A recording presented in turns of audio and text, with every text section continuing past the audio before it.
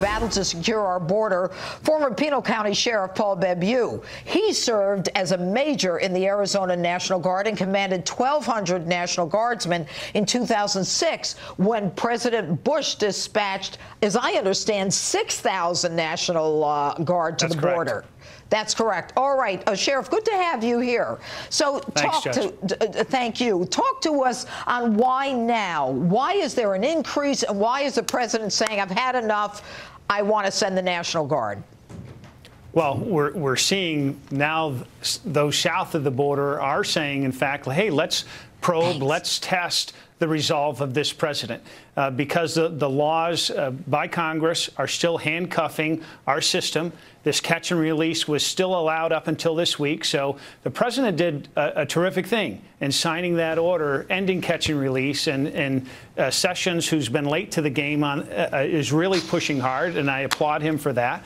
What we need, he's sending 4,000 National Guard, and I caution this whole process in this deployment, because there are some who are advising the president to send, hey, let's send mechanics to fix the Border Patrol vehicles. Let's send admin support so they can do paperwork and they can do some of the surveillance in their communication center. I was the commander of those who did that work, and then also, far more importantly, armed soldiers.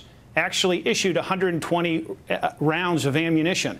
They were deployed directly on the border. So you had 3 to 5 soldiers right on the border with a military vehicle. We actually had a bank of lights that lit them up at nighttime, so they were in full plain view. So, Paul, let me ask you this. Yes. Could the National Guard was deputized to make arrests?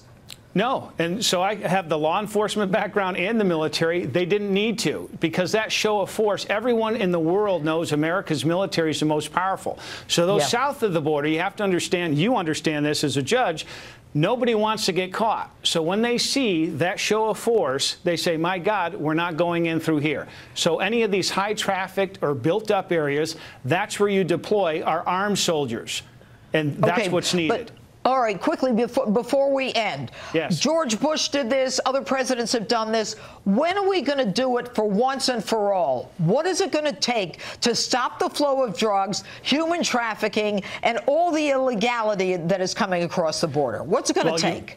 You build the wall. But the two components that worked in Yuma, we had a 94% reduction in illegals and in drug smuggling. And how that worked was streamline, which was prosecute everybody who came across the border and formally deport them. The president, in effect, just ordered that for all 9 sectors of the Border Patrol. So that's win-1 for the president. He set the table. The second part of this, he has to deploy, in my recommendation, armed soldiers to the border.